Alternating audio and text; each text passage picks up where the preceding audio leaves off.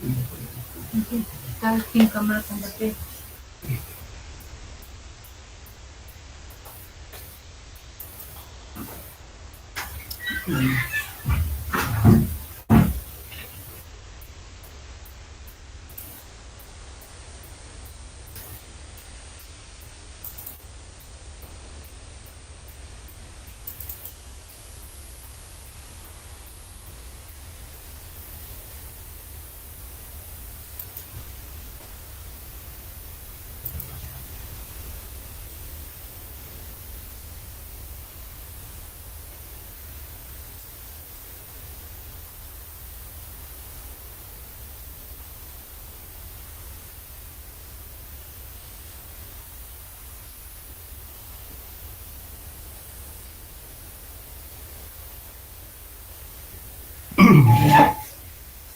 Hola, buen día. Ya, ¿en qué parte estamos a ver, por favor? ¿En qué quedamos? Creo que terminamos este tema ya, ¿no? Método de penetración cónica. Aquí estamos, ¿no? Ya, entonces, terminamos este asunto. No vimos todavía la profundidad de sondeo, nada, ¿no?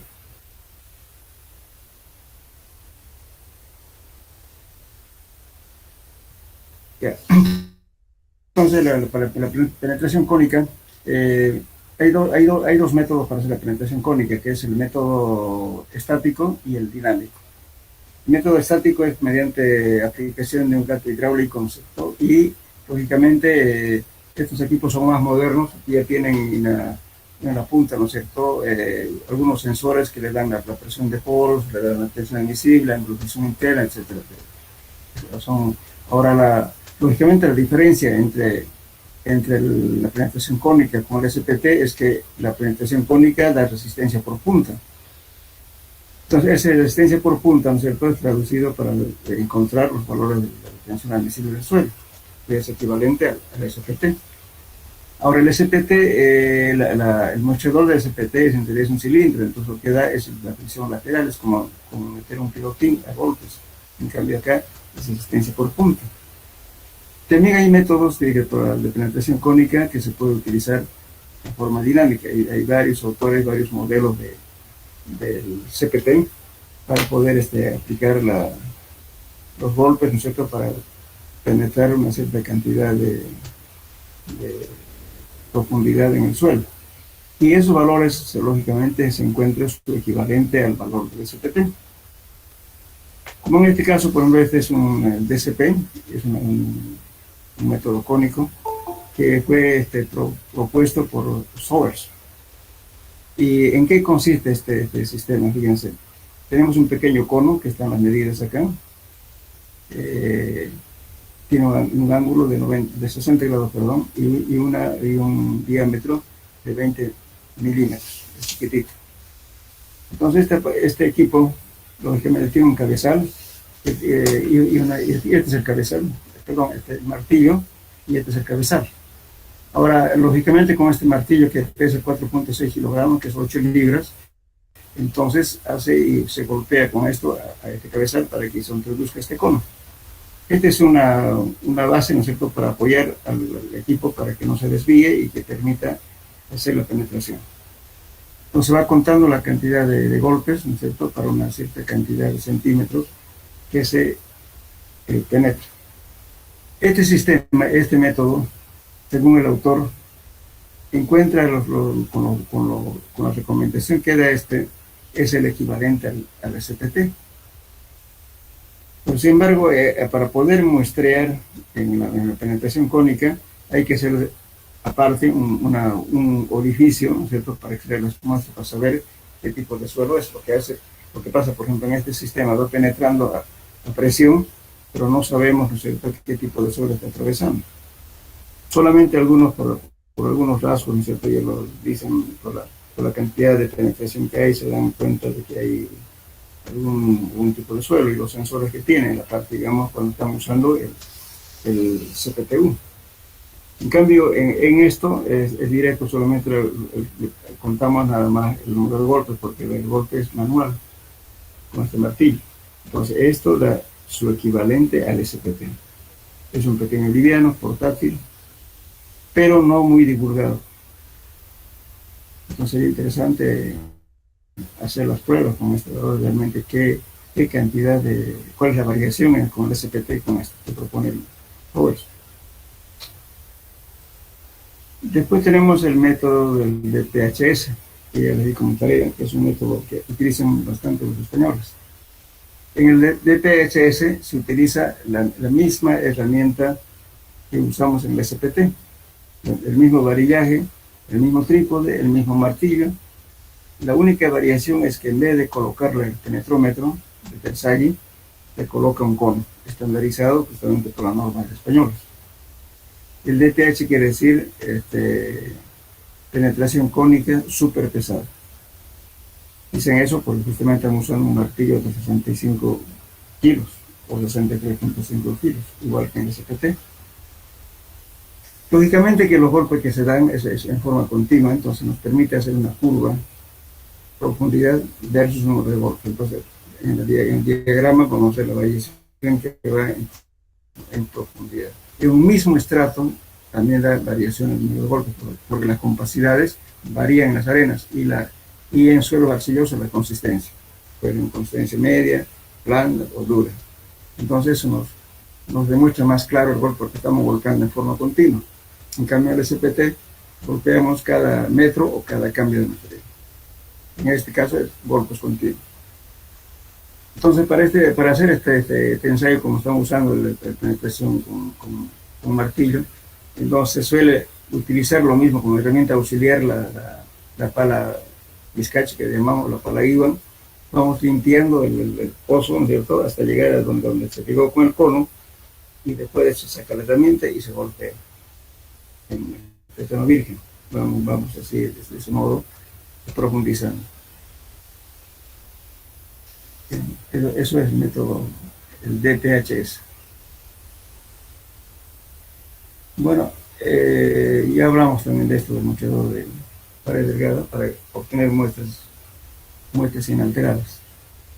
Ahora estos son las brocas, no sé si, creo que hablamos de esto ya, ¿no? Ustedes disculpen, estamos con otro grupo. Sí. Ya hablamos, ¿no? Sí. ¿Ah? Sí, Sí, ingeniero. Ya se habló, entonces vamos a entrar aquí. Esta parte no hemos visto bien, ¿cierto? El número y tipo de los sondeos, ¿cierto? Ahora vamos a hablar de esto. Ya. Entonces, justamente cuando planificamos un estudio, lógicamente tenemos que tratar, dependiendo de la zona. En la ciudad de Santa Cruz, el distanciamiento, digamos, de punto a punto no debe exceder entre 20 a 25 metros, no más. ¿Por qué? Porque son suelos aluviales cuaternarios, con una variación bastante variable, porque la formación geológica es justamente del curso del agua antiguo que pasaba por Santa Cruz. Entonces, por eso podemos encontrar, en un mismo lote podemos encontrar diversidad de suelos, con diferentes resistencias y con diferentes tipos de suelos. Por eso es más conveniente hacer una sola perforación para una edificación. Hay que hacer mínimo 2. Bueno, entonces, pero para poder determinar las profundidades de sondeos, hay varios criterios. Uno de los criterios que se manejaba antes, que yo puse simplemente para conocimiento de ahora, pero ya no se utiliza esto. Por ejemplo, dice, la profundidad de sondeos recomendable es de 1.5 veces B o 3B. ¿Y qué significa eso? B es el ancho de la edificación. Entonces, fíjense, si tuviéramos un edificio, digamos, de 15 pisos, perdón, de ancho de 15 metros, digamos, por 1.5 le va a dar casi 22 metros. Si el edificio es de 2 pisos, no merita tampoco profundizar tan profundo. Entonces ya este criterio ya no se utiliza.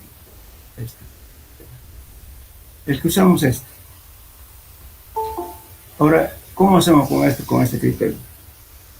Lógicamente en suelos 2 van a aprender a calcular las presiones hacia el interior del suelo debido a una carga, como en este caso. Bueno, aquí, ¿qué estamos haciendo? Fíjense, esta profundidad SP quiere decir profundidad de sondeo. Para determinar esta profundidad de sondeo, vamos a encontrar el 5 o 10% de la influencia de esta presión. ¿Y esta presión de dónde viene? Supongamos que ustedes no tienen, generalmente el estudio se hace así.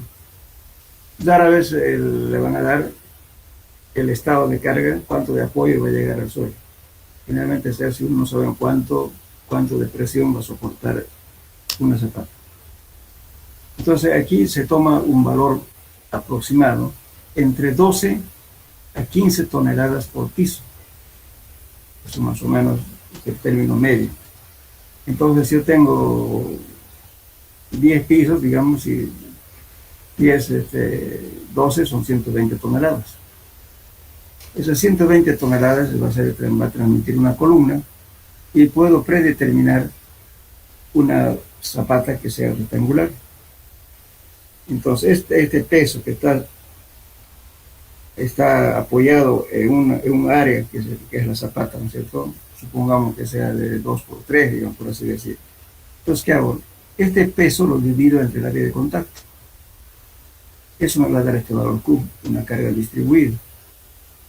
Entonces, en el punto de contacto entre este elemento con el suelo es el 100% que está de contacto.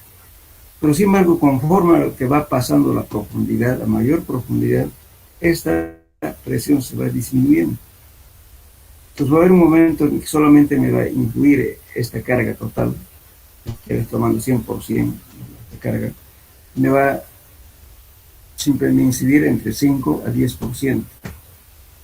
Entonces voy a perforar hasta que me dé ese valor, entre 5 a 10%. Entonces esa es mi profundidad de eso. ¿Entendieron?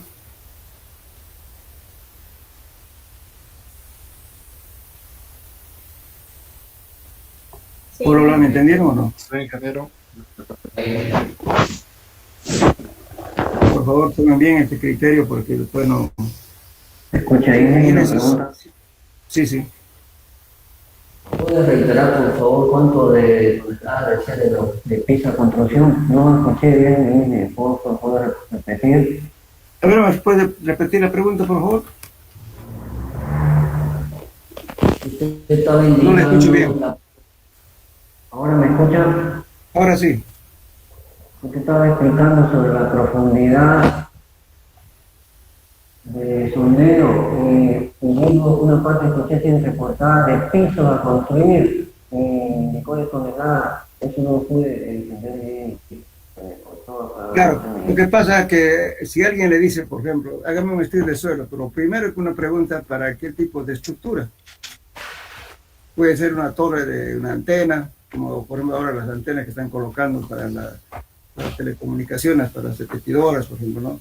O puede ser de repente para un tanque de agua, o un edificio. Pero si dice un edificio, bueno, pues usted va a preguntar cuántos pisos va a tener su estructura, si va a tener terraza o no, y si va a tener sótano.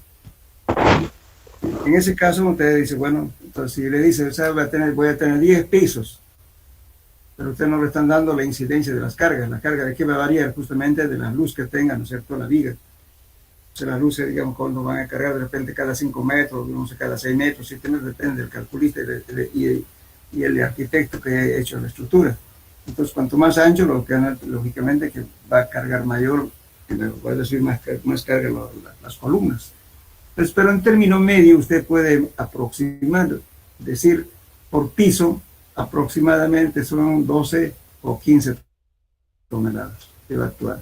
Si usted tiene 10 pisos, supongamos que tenga 12 toneladas, son 120 toneladas que puede soportar una columna. Esa columna, el peso de esa columna es esto, esta carga de la columna es este P. Ahora digo, bueno, pondré una zapata que sea 2 por 3, o sea, 2 metros por 3 metros, o 4 metros, pongamos, por decir número. Entonces, este P lo divido entre el área de contacto y me da este valor Q, carga distribuida. Entonces, voy a calcular a qué profundidad me va a incidir solamente un 5 a 10% de este valor. Eso vamos a ver en suelo 2, por lo pronto no sabemos cómo calcular. En suelo 2 vamos a ver cómo se calcula esto, a cada centímetro, si quieren pueden calcular. Entonces van a decir, bueno, aquí solamente este valor en profundidad se va disipando, menos. Hay un momento en que ya no influye nada. Pero es suficiente que nos influya 5 o 10%, hasta ahí vamos a hacer el sondeo. ¿Me entendió? Entonces, Sí, no, gracias. casi en en forma general, no sabemos qué presión va a llegar al suelo, no sabemos. Pero nos damos por eso, hay que decir, y ahora enseguida lo voy a mostrar algunas fórmulas que son bastante útiles para darnos cuenta cómo se calcula. Porque a veces cuando hacemos esto, pues, si tenemos el estado de carga, pues bienísimo, porque yo sé cuál es la zapata más cargada o la columna más cargada, de eso yo lo voy a predimensionar, voy a saber exactamente cuál es la presión que está ejerciendo el suelo. Pero en la mayoría de los casos no sabemos el estado de carga. Siempre hacemos el estudio de suelos, inclusive hay un negocio ahora, ¿no es cierto? Los que hacen condominios, los que compran casas, o sea, para vender, ¿qué hacen? Antes de comprar el terreno, te hacen hacer estudio de suelos. Si el terreno es malo, no lo compran. ¿Por qué? Justamente de repente quieren hacer un sótano y voy a tener agua a 50 centímetros. De repente arcilla blanda que no voy a poder estabilizar, entonces me causa un problema. Entonces eso me va a costar más caro que la mitad del edificio, entonces no lo compran. Y si el suelo es bueno, que sea, entonces sí lo compran. Hay empresas así, son solventes. Antes de comprarse en estudio de suelo. No compran así nomás. Pues, si es sin caso, digamos, que se va a hacer algo, una obra que es muy importante de la zona, sí, de repente se ve forzado a comprar, pero generalmente los que negocian con tierras no hacen eso.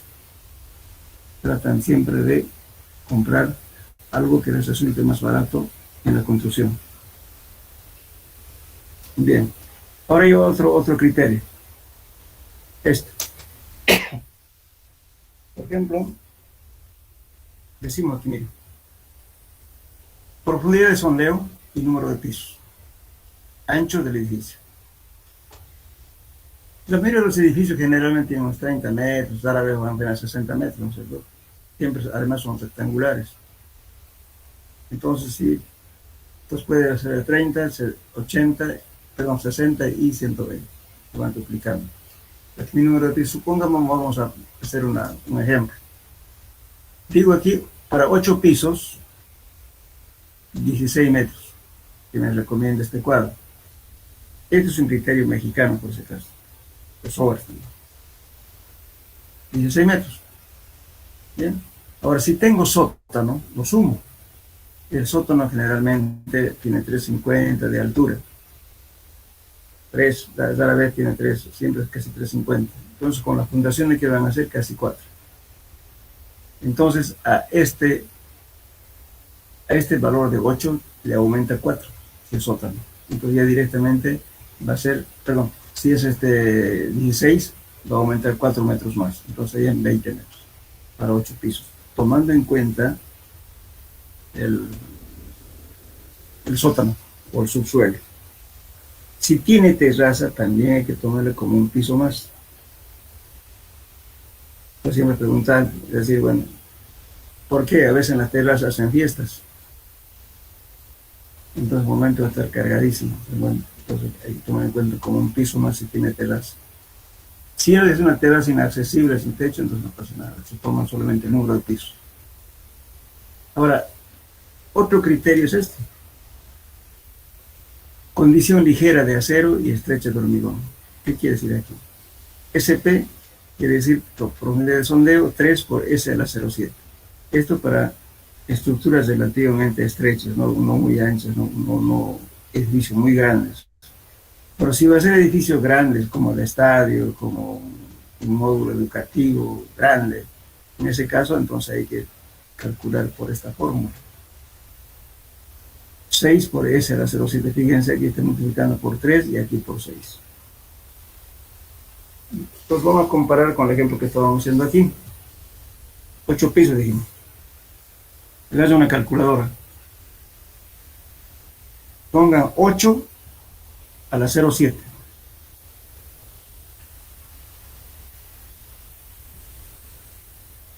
8 elevado a la 0,7. Multiplican por 3. ¿Cuánto le da?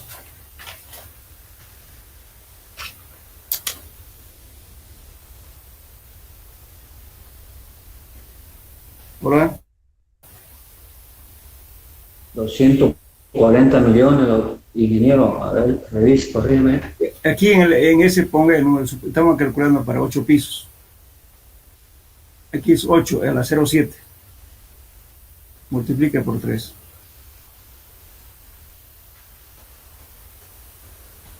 $1,28 por 10 a la 1 me sale. No, estoy calculando mal. Ingeniero, me salió 12.86. 12.83, ¿no es cierto? Redondeado a 13, ¿verdad? Aquí nos está diciendo este señor aquí 16. ¿Sí? Entonces, ¿qué tengo? Si tengo sótano, a ese 13 lo voy a sumar 4. Serían 17 metros. En cambio, aquí me dice 16. Con los 4 metros que le subo del sótano, pues son 20. Entonces, ahora estoy en una disyuntiva. No tengo 17 y tengo un 20. Para 2. Este es más conservador, ¿no es cierto? Este es menos conservador. Entonces, tomo una media. Tomaré 18 metros o 19 metros de profundidad. Pero ya tenemos cómo demostrar técnicamente al cliente. Generalmente a veces los comerciantes pues, no saben de estructuras. Entonces, ¿cómo lo va a convencer o cómo lo va a justificar? ¿Por qué quiere hacer 10 metros? ¿Por qué quiere hacer 15? Pues tenemos que basarnos en algo. Entonces, estos cuadritos que estoy mostrando, eso ayuda, digamos, ¿no? para determinar más o menos la profundidad de sondeo. Lógicamente, si a esa profundidad encontramos un terreno muy malo, pues hay que profundizar. O de repente, qué sé yo, en la parte superior encontramos terreno tan duro, ¿no es cierto? Unos 5 o 6 metros de un estrato firme. Pues tampoco no necesita entrar más adentro. Puedo dejarlo ahí. Pero en un terreno normal son estas las recomendaciones. Bien. Por eso dice aquí, la distancia máxima entre sondeos no deberá sobrepasar 25 metros. A no ser que el suelo sea bastante homogéneo en sus características. Si tenemos un suelo heterogéneo, como es normal en Santa Cruz, entonces no hay que pasarse de esto. Bien. Ahora hay otro criterio, que es este. Este es un criterio brasilero. Profundidad de sondeo dice que C por B igual a 8. Quiere decir que en ningún caso, así sea una casa de un piso, debe perforarse 8 metros. Pero si tengo más de un piso, entonces tomo este criterio. B es el ancho del rectángulo del menor área envolviendo la proyección de la construcción, o sea, el lado menor. Entonces yo calculo las cargas, ¿no es cierto?, que está actuando en toda la estructura. Toneladas por metro cuadrado. Entonces supongamos si me da entre 8 y 15, pues yo adoptaré un C igual a 1.5, que es este de aquí. Este es el ancho menor de la edificación, por 1.5. Esa es la profundidad de sondeo que tengo que hacer. Aquí tengo que estimar más o menos cuánto va a ser el peso de toda la estructura en un área determinada. Eso es lo que nos da este valor de aquí, tonelada metro cuadrado. Bien. Ahora hay otro criterio para determinar la profundidad de fundación o profundidad de desplante. Se toma 0,8 a 1 veces Q por B. ¿Esto qué significa? Q. La presión media de la base de la fundación, de una zapata cualquiera. Se toma la presión media. Y B es la menor dimensión de la fundación. Entonces multiplica ya sea por 0,8 o por 1. Eso le va a dar a qué profundidad va a sentar su fundación. ¿Qué significa eso? Profundidad del desplante.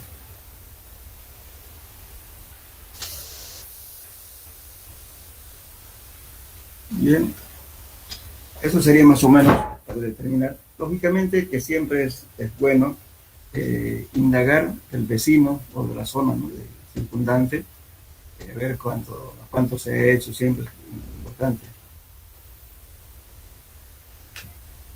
Obtener datos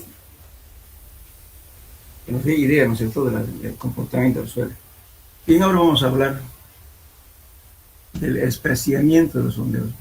Cada cuántos metros voy a hacer un sondeo. Lógicamente esta tablita que estoy mostrando, en algunos está viendo cómo manejamos nuestra región, dependiendo de la formación geológica. Por ejemplo, dice aquí, estoy hablando de separación de punto a punto del estudio, ¿ya? Dice carretera, investigación de la subrasante. Si estamos haciendo construir una carretera, va a ser investigación de la subrasante. Dice, debe sondearse cada 300, 600 metros. Eso en nuestra región no está bien. ¿Por qué? Porque tenemos un suelo muy variable. Entonces tendremos que hacer cada 100 metros o cada 50 metros para tener idea clara, ¿no es cierto?, del suelo. En el caso de que, por ejemplo, esto se puede hacer siempre y cuando, ¿no es cierto?, que el terreno sea uniforme, de repente una formación geológica uniforme. O cuando la carretera es no muy importante, sea que es una carretera secundaria, ¿no es cierto?, como los caminos vecinales, entonces tal vez ahí podemos hacer esto. Pero si es para carretera de alto tráfico, entonces en lo posible hay que hacer cada 100 metros o cada 50. Ahora, vamos a hablar aquí un poquito lo que no está escrito aquí. Cuando se hace un estudio de suelos, generalmente se hacen sondeos directamente con pala Eagle, ¿no? Y se hace también aparte de eso, se hace un control de la densidad en sitio. De repente ese suelo ya está bien compactado, no necesitamos moverlo ya. Pero sin embargo, a veces no los que mandan a hacer un estudio no ponen ese ítem, entonces no se sabe qué densidad tiene ese suelo. Pues debería hacerse. Entonces la profundidad de sondeo para este caso no es más que entre 2 metros. Antes se hacía 1,50, cuando las cargas de los camiones no eran mucho. Ahora tenemos camiones de mucho tonelaje. Entonces hay que hacer mínimo 2 metros de perforación. Bueno, aparte de eso hay una variante, ¿no?, que llamamos trincheras o calicatas. Si estamos atravesando una zona montañosa con piedras, grava, etcétera, entonces hay que hacer una excavación manual. Generalmente se hace una calicata que consiste en hacer un orificio en el suelo en unos 80 o 1 metro de ancho por unos 20 aproximadamente de largo, de tal modo que una persona pueda trabajar ahí y hacer la excavación hasta 2 metros como mínimo. Son calicatas o también llamadas trincheras. Entonces se saca la muestra y se hace la descripción de la columna, ¿no?, del suelo, como para hacer los perfiles.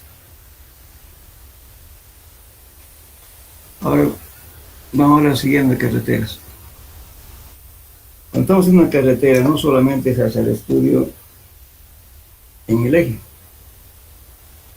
Entonces, cuando se va a hacer una carretera, lo primero que se hace es un trazado, ¿no es cierto?, mediante fotografías satelitales o bien mediante imágenes satelitales, o también se puede, bueno, entonces con eso se hace el trazo correspondiente. Y luego de hacer eso, lógicamente hay que ir al sitio con un topógrafo, y después del topógrafo viene el estudio de suelo. Entonces, cuando se aleje ya de la carretera, generalmente las carreteras tienen 7 a 9 metros, casi 9 metros, bueno, depende del tipo de carretera, supongamos que sea 9 metros, entonces se hace en los sondeos, primeramente se empieza del eje izquierdo, el eje derecho. Después viene al centro izquierdo, es decir, entonces se hace en zigzag. Eso en términos de mecánica del suelo se llama a tres bolillos, pero es en zigzag. Ahora, si encontramos en puntos intermedios que sean malo el suelo, ahí también hay que hacer un sondeo. No siempre vamos a ver cada 50, de repente a los 25 estamos teniendo malo, entonces hay que sondear. Bien, eso sería el modo de hacer el estudio de suelo. Ahora, aquí no está para préstamos. Vamos a hablar de préstamos. Ahora, la excavación para préstamos está entre 30 a 120 metros. Entonces, por ejemplo, a no ser que sea un terreno muy bueno y le hagamos un solo agujero ahí, cada 120 metros, generalmente para una buena evaluación de un banco de préstamo se saca la cantera, el material que va a servir para levantar un terraplén de una carretera o cambiar el material donde se está haciendo la carretera. Eso se llaman bancos de préstamo o excavación para préstamos. Entonces lo normal que se debe hacer, por eso hay que cobrar un ítem diferente. ¿Por qué?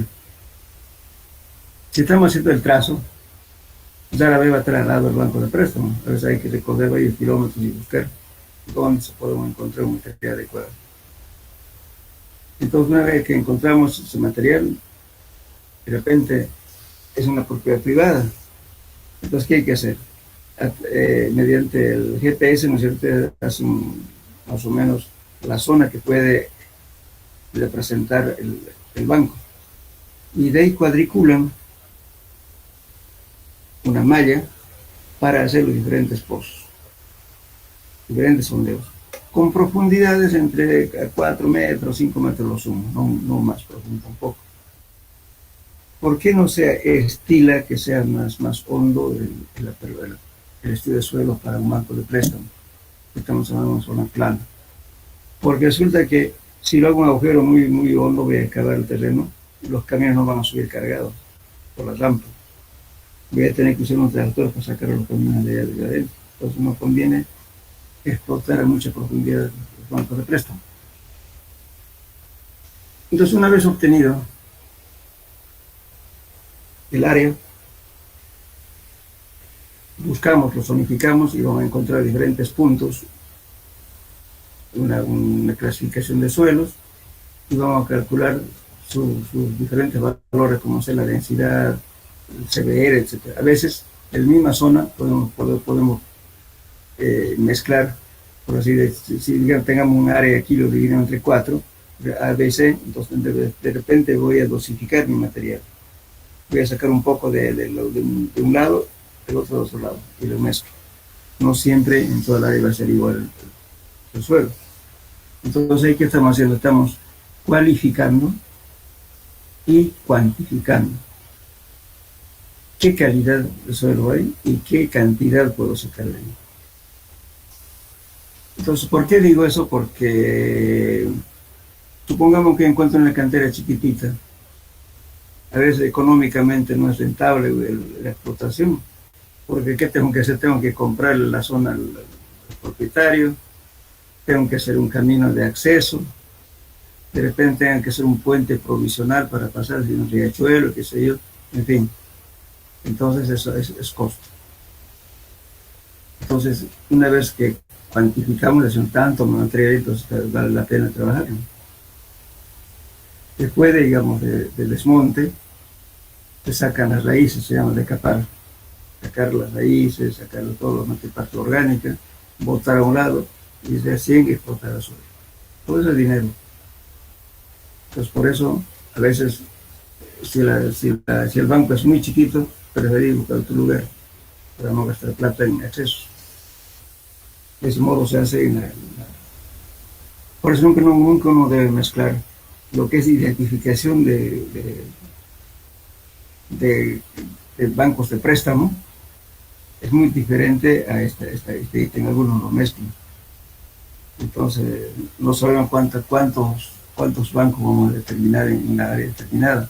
Pero es una carretera de 100 kilómetros, dependen de ser 5 o 4 bancos de préstamo que hay que buscar. Es un trabajo largo. Entonces, eso va un ítem aparte.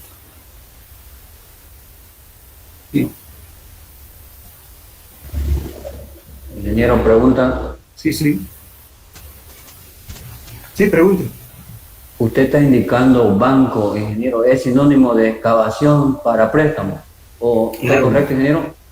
Si quiere llamarle cantera, también se dice cantera, o banco de préstamo. Una zona apta, ¿no es cierto?, que tenga material adecuado para cambiar con otro material que esté malo en la carretera que estamos haciendo. Eso se llama banco de préstamo. ¿Entendió? Muy bien, ingeniero. Sinónimo, gracias. Sí. Ahora también, otra cosa, buena su pregunta, porque también vamos a aclarar.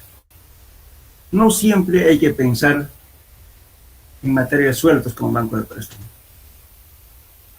Muchas veces hay que explotar con explosivos una cantera.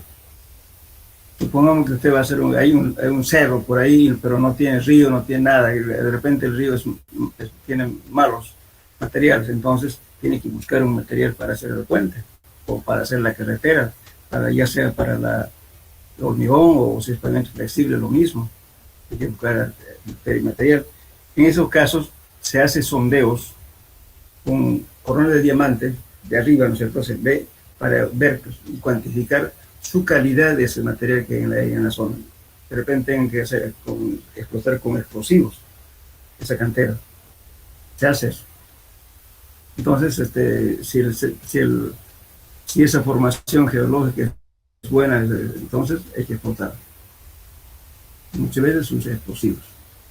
Entonces, lógicamente, ya todo el material agregado con explosión se tritura y ya tiene el agregado grueso para hormigones o para pavimento flexible. No siempre solamente tierra suelta. A veces hay cerros que usted tiene que saber, de repente una sola parte tiene un material adecuado, pero usted va a unos 15, 20 metros en profundidad y el terreno, la roca va a ser más. Entonces, por eso se hace exploraciones. Se hace con corona de diamante, lo que vimos anteriormente, ¿no es cierto? Que se mete se saca los núcleos y se evalúa eso. Después tenemos para presas de tierra y diques. De punto a punto debe estar más o menos entre 30 a 60, en lo posible 30. Siempre cuando estamos haciendo, ¿no es cierto?, para un dique, se debe hacer en ambas riberas, izquierda, derecha y en la parte central. Arriba, por lo menos en la parte izquierda, por lo menos una perforación, aunque sea una, en ambos extremos, y en el vaso de cierre, dependiendo del ancho, hay que hacer con distancias no más de 30 metros, punto a punto. Eso es para hacer los diques o los presas. Presas de piedra, puede ser presas de hormigón. Y bueno. Actualmente muchos pueden creer de que el hormigón es la solución para un dique. No siempre. Por ejemplo, en la Chiquitanía hay no me acuerdo cómo se llama esa presa. Después de que acumularon agua, resulta que el agua se perdió. Bueno, culpaban primeramente, ¿no es cierto?, que la fundación de la presa estaba mal, que no fue eso, sino que tenía fallas, como imagínense, ustedes están levantando la altura del agua, imagínense la presión de la masa de agua. Esa presión sale por las fisuras que tiene el suelo en el lecho. Y eso pasó. Entonces, uno dice, no solamente se debe hacer una evaluación en la parte, digamos, del cierre de la represa, sino también en el vaso donde se va a acumular agua. Hay que hacer chequeos. Y también se estudia la sedimentación. Cuando se hace la represa, por ejemplo, hay que ir al medio, ¿no es cierto?, excavar a pulso, si en caso no hay agua, hay que hacer a pulso, para determinar las diferentes formaciones que ha ido acumulando año tras año el fluvión que va a traer el material. Ustedes van a ver, no siempre es el mismo material, a veces se ve arena, a veces puede haber grava o una capa de arcilla, etc. Eso es debido a los torrentes que hubo a través de la historia de, digamos, de acumulación del agua. Y también se traen muestras, ¿no es cierto?, de los tuviones que llegan. Se agarra la muestra, ¿no es cierto?, y luego se analiza el agua turbia, qué tipo de sedimentos trae y qué cantidad. Entonces, si la colmatación va a ser muy grande, entonces en pocos años esa represa se va a llenar. Hay que hacer un estudio en la parte de hidráulica. Bien.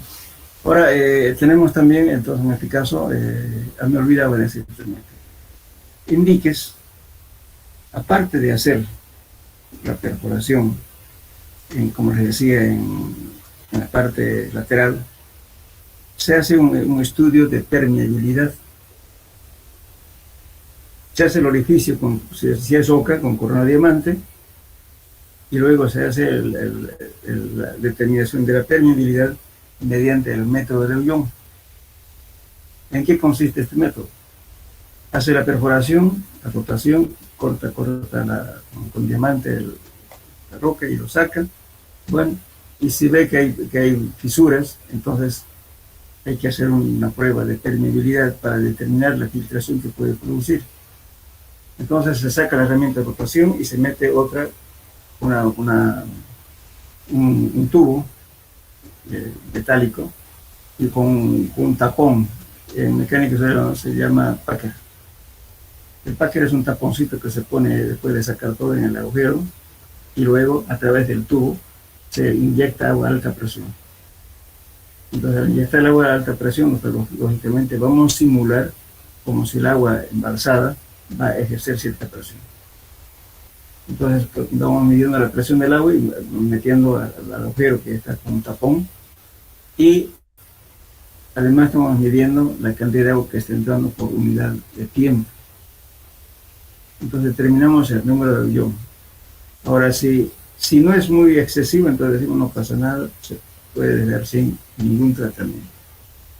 Y si tuviéramos mucha filtración, muy fisurada del suelo, entonces hay que hacer un tratamiento para hacer el cierre.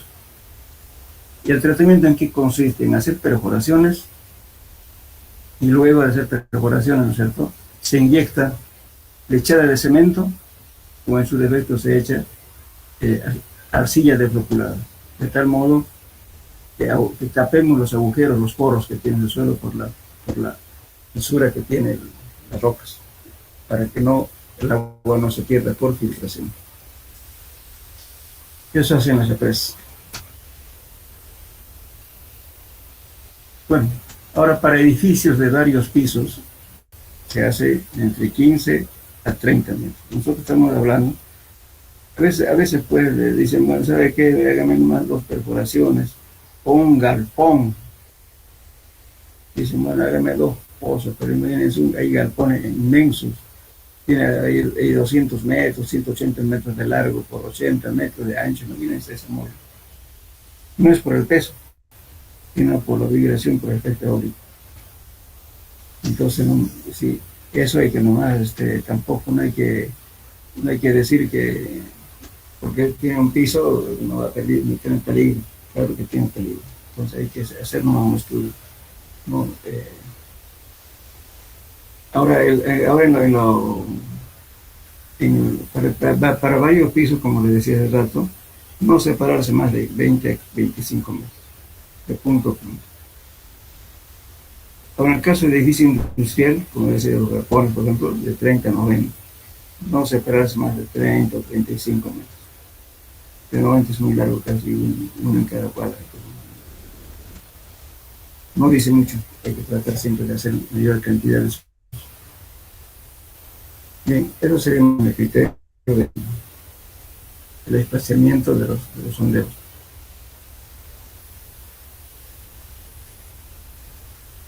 Bueno, cuando Bueno, hay un criterio, por ejemplo, de la CTM para realizar los sondeos.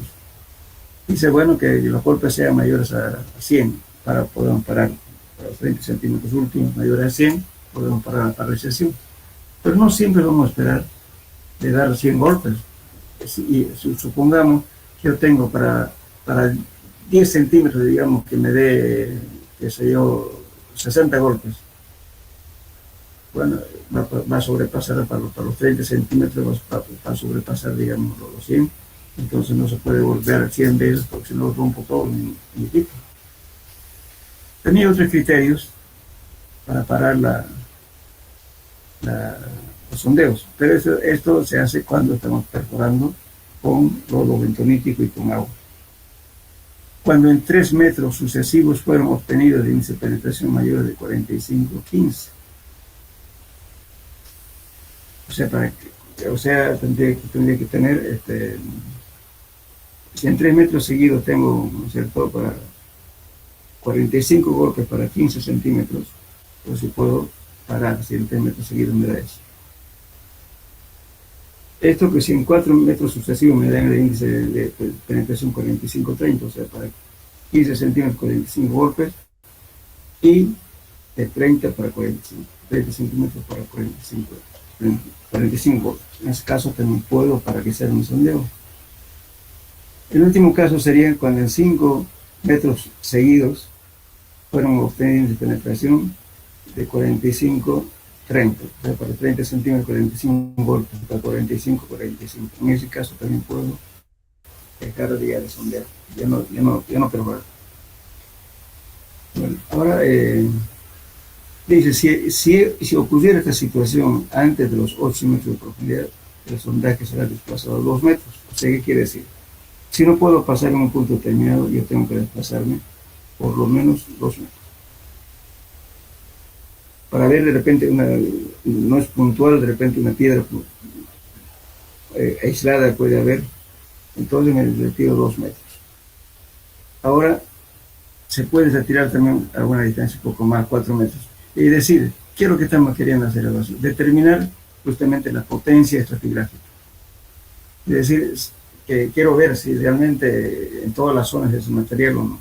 Entonces sí, tengo que estar seguro, porque no debe ser que solamente en el punto donde se está haciendo el sondeo existe ese tipo de suelo.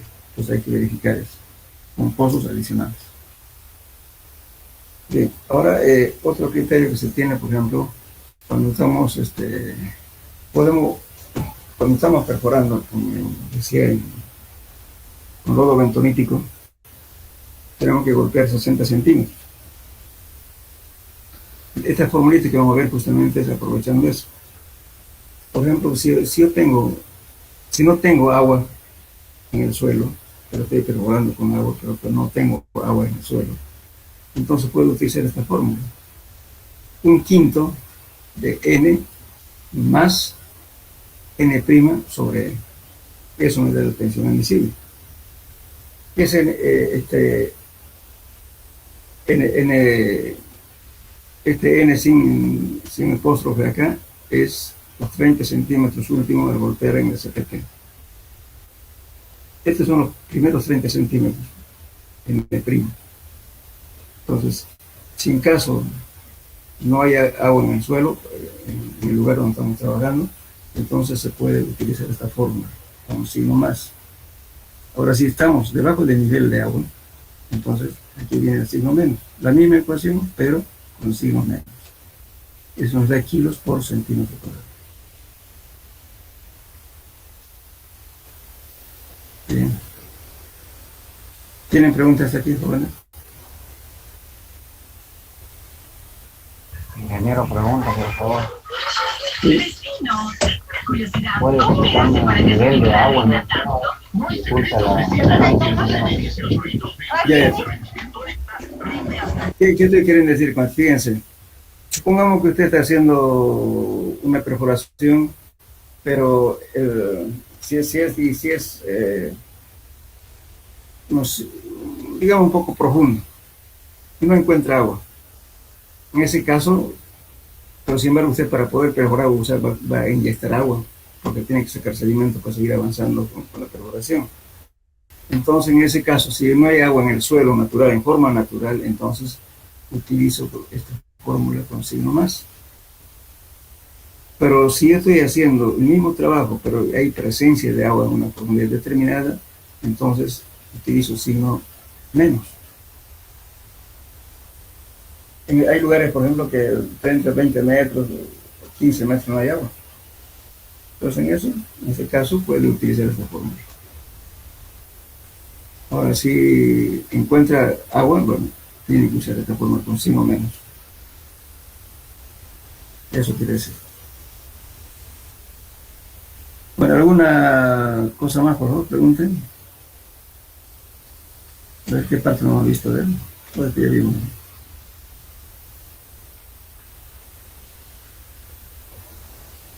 ¿Alguna duda, jóvenes?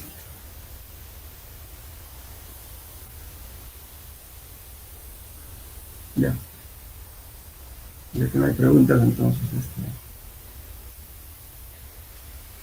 entremos este tema.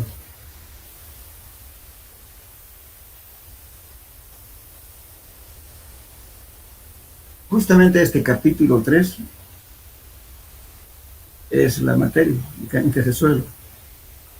Van a tomar muy en cuenta las fórmulas que vamos a ver acá, que les va a servir tanto para suelo 1, suelo 2, inclusive en carreteras.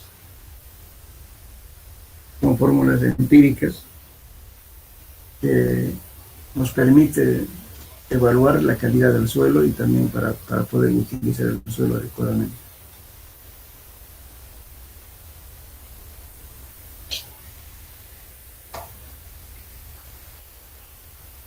Bueno,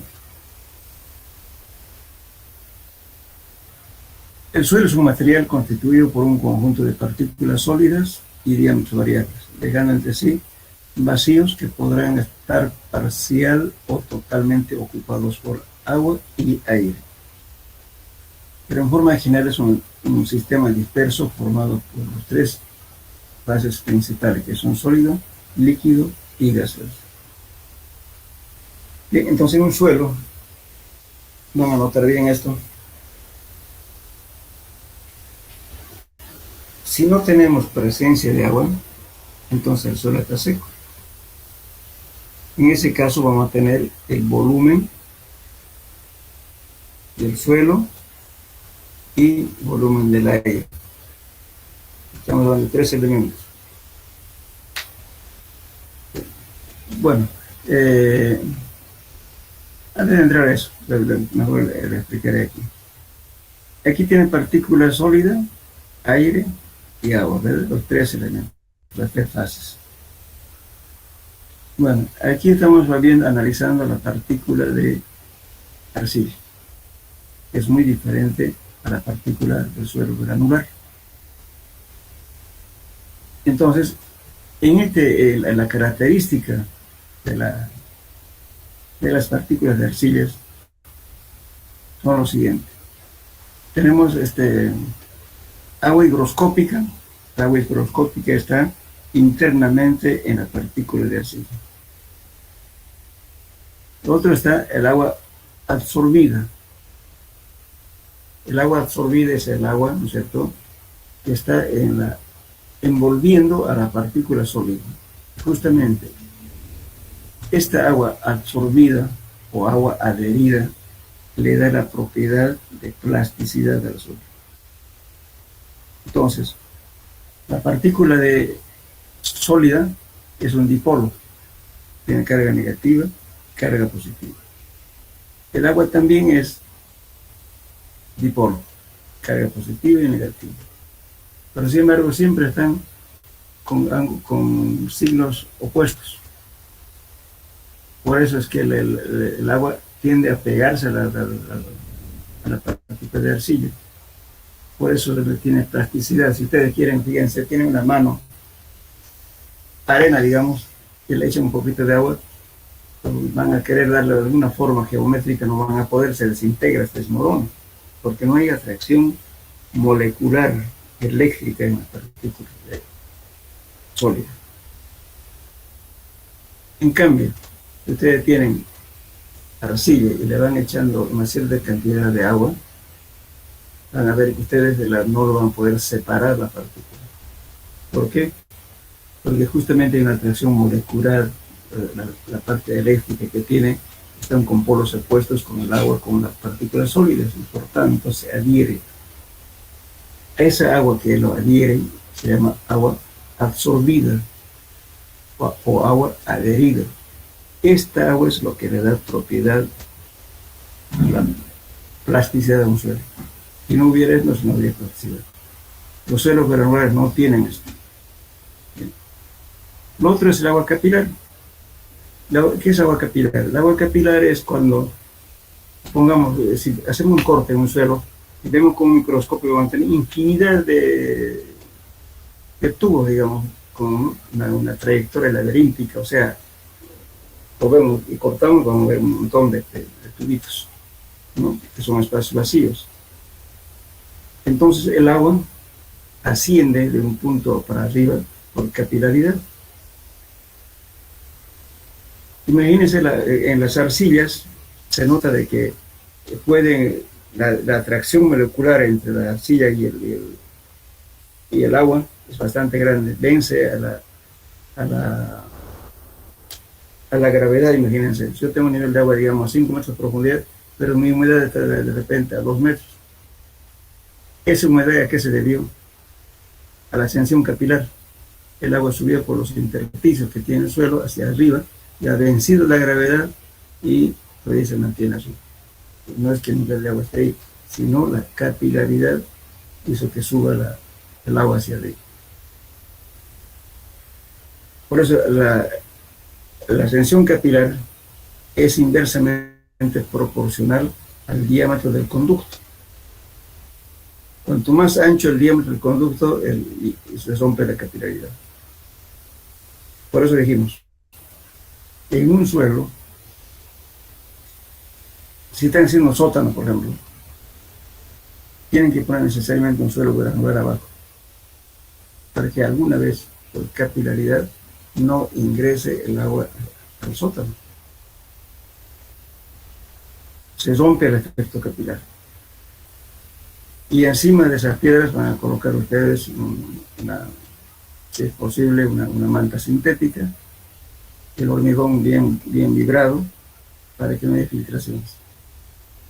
Cuando llueve, lógicamente el agua se acumule y por capilaridad asciende. Y por los costados, ¿no es cierto?, está chorreando el agua o cayendo de las gotitas de agua por la parte lateral. Eso es problema de filtración. Entonces, hay que tratar de ver eso en la etapa ya constructiva de los sótanos. Bien, entonces, lógicamente ya en esta, a ver si tengo acá. Bueno, entonces el agua en una partida arcilla se encuentra agua higroscópica, agua absorbida, agua capilar. Lo que está en los espacios vacíos se llama agua libre. Y la sumatoria de todas las aguas se llama agua de constitución.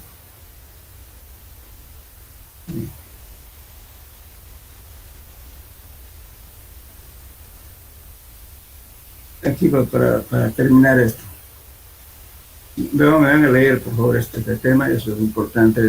Este tema es lo que concierne toda la mecánica de suelos 1 y suelos 2. Fíjense lo que dice aquí. Agua de constitución es la cantidad de agua que se encuentra en una muestra de suelo. Agua libre es la que se encuentra en una determinada zona del terreno llenando espacios vacíos, y su estudio rige la ley hidráulica. Agua higroscópica es la que se encuentra en un suelo seco o aire libre.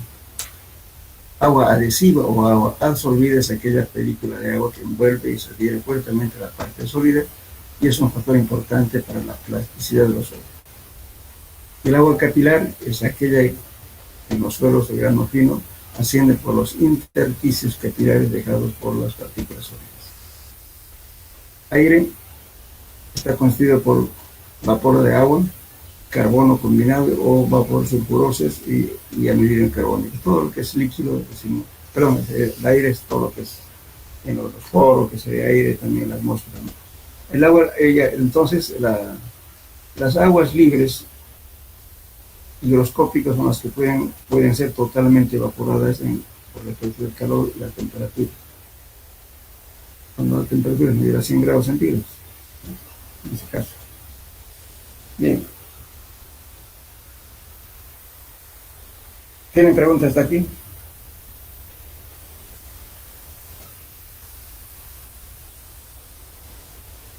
Hola.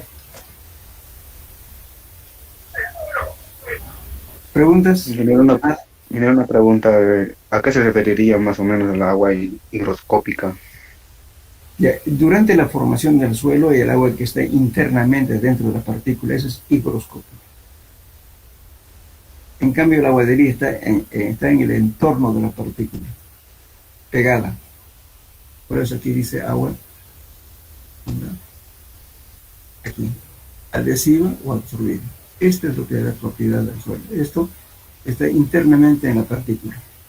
Por eso, eso cuando lo sometemos a una temperatura alta como 100 grados centígrados recién se pierde. Siempre tenemos algo de humedad desde la formación del suelo. No, a no ser que el suelo ya haya sufrido ciertos procesos geológicos, en ese caso ya también no tiene agua higroscópica.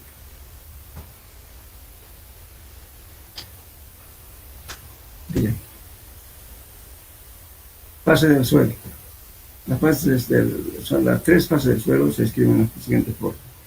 Sólido, como dice que está formado por partículas minerales, organismos o ambas, incluyendo la capa absorbida. Líquida, parte líquida, llena parcialmente total o vacío. Gaseosa, el aire. Aquí voy a recomendar lo siguiente. Ahora, con lo que hemos hablado ya podemos decir lo siguiente. Anótenlo, por favor. En un suelo completamente seco,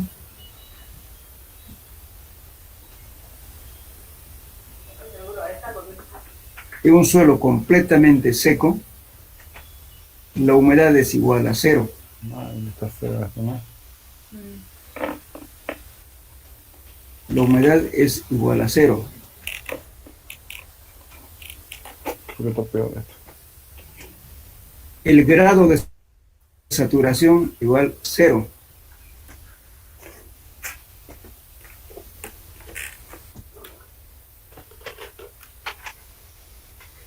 El volumen de la masa del suelo, vamos a llevar esta nomenclatura joven, ¿sí? Por favor, cuando acostúmbrense a usar la misma nomenclatura que voy a emplear yo aquí, porque después en el examen se confunde. No, guardado esto.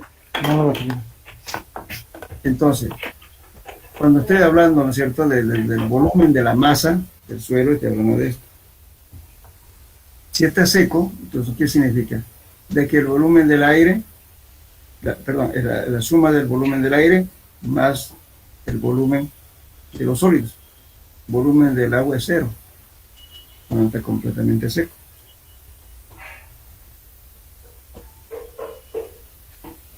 Ahora, el peso de la masa del suelo es igual al peso de los sólidos, porque no tiene agua. Agua es 0, está seco. Y el grado de saturación también es 0. Un grado de saturación igual a 0. Bueno, ahora, en otro caso. Un suelo parcialmente saturado.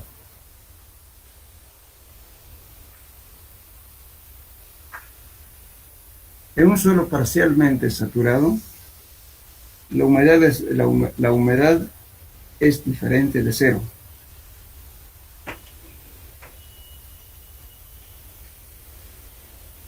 El grado de saturación es diferente de 0.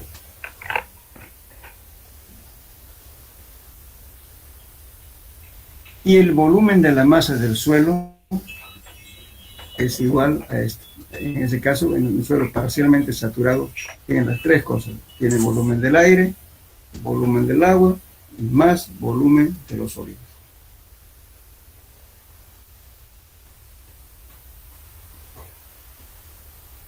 Ahora, el peso de la masa del suelo, que es el PWM, el peso del agua, más peso de los sólidos.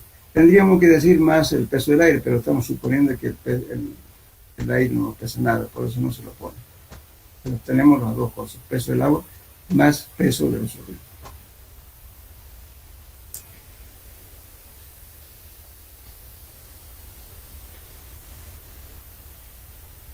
Bueno, decíamos también que el grado de saturación es diferente de cero, ¿verdad?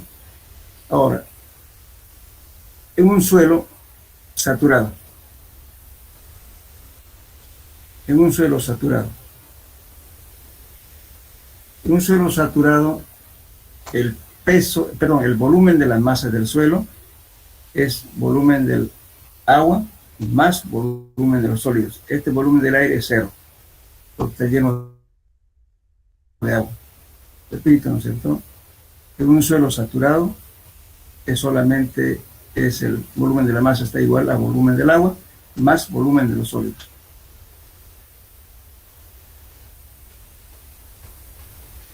Y el peso de la masa también viene a ser igual al peso del agua más peso de los sólidos. En ese caso, cuando está saturado, significa que el porcentaje de humedad es diferente de cero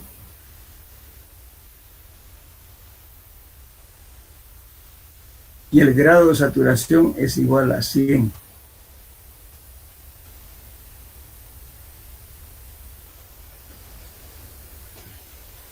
Entonces la saturación no puede ser menos de 0 ni más de 100, solamente 100. Bueno, ahora la pregunta para ustedes. A ver. ¿Será que un suelo puede tener humedad más del 100%?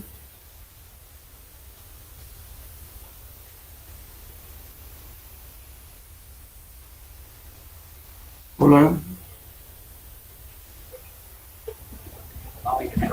Sí. No.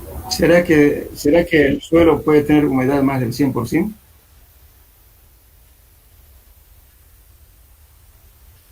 A ver, jóvenes, ¿qué dice?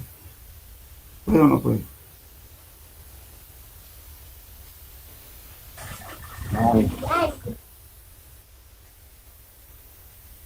No creo, ingeniero. Claro que puede.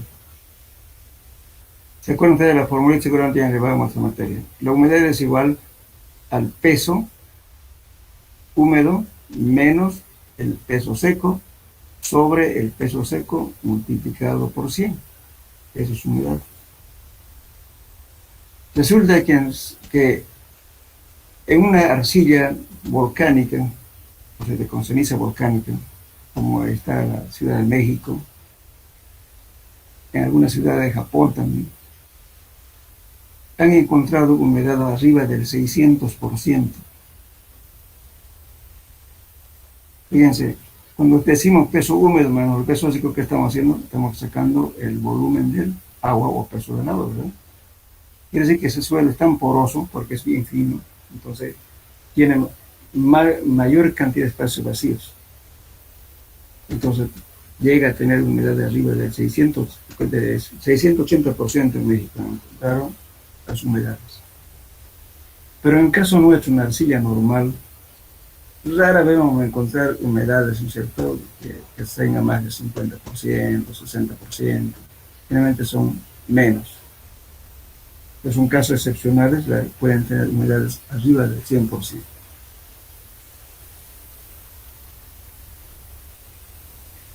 Por eso en la Ciudad de México han prohibido que se extraiga agua para consumo, porque estaba ayudando justamente a que la ciudad se así.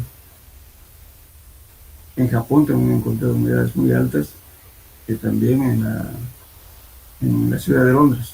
Tenemos otro caso que está asentado sobre arcillas. Entonces, generalmente las arcillas coloidales o las arcillas de ceniza volcánica, de origen volcánico, tienen esa propiedad, humedades muy altas.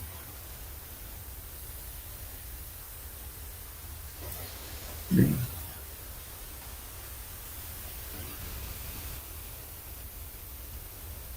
Bueno,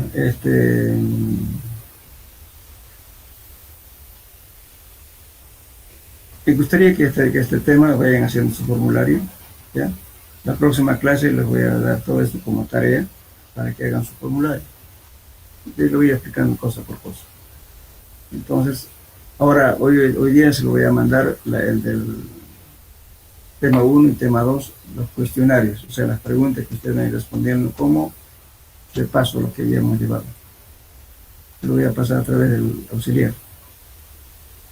Y la próxima clase vamos a ver esto. Por favor, este es el tema. El examen, por favor, entre al 100% este capítulo. Así que, por favor, tengan en cuenta y hagan su formulario en este tema.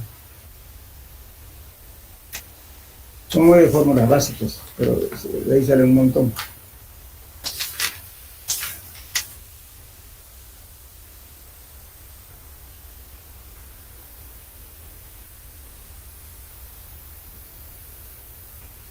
Bueno, quedaremos aquí, jóvenes, si no tienen alguna pregunta.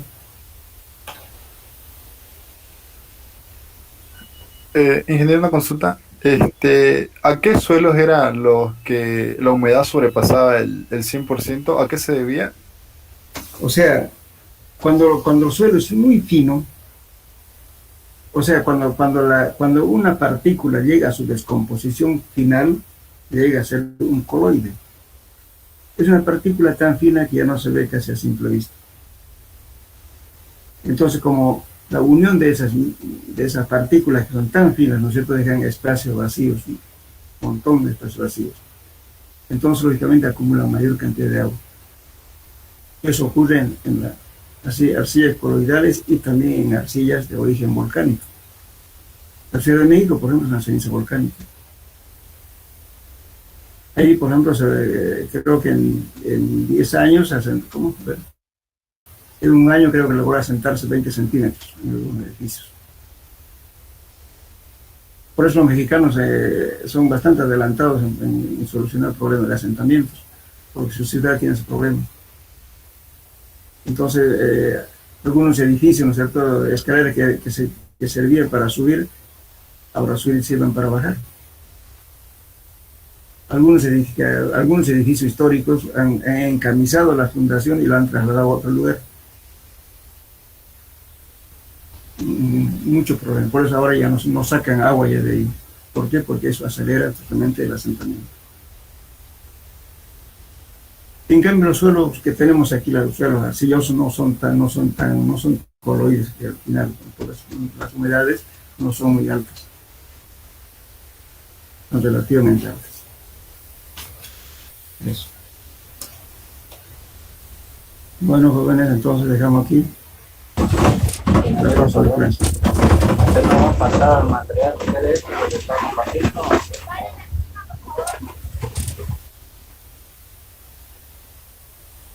Hola, ¿alguien preguntó algo? Ingeniero, usted nos va a compartir el material que está explicándonos de ustedes.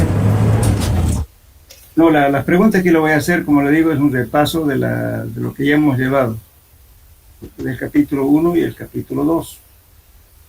Eso lo van a hacer, si quieren amplíen la información, no solamente saquen el texto, sería bueno para que se les quede. Hagan dibujos, que es importante, no necesariamente que dibujen, sino que hagan alguna información de internet, vean para que se les quede, pues se les grabe en la mente. Entonces, bueno, con gráfico entra más por los ojos, que se quede en el cerebro. Vean eso, por favor. La mecánica del suelo es fácil, no tiene ecuaciones muy difíciles, nada, es bien simple. Por eso es una materia empírico y teórico. Bueno, quedamos acá, jóvenes, hasta luego. Hasta luego, ingeniero. Hasta luego, ingeniero. Hasta luego.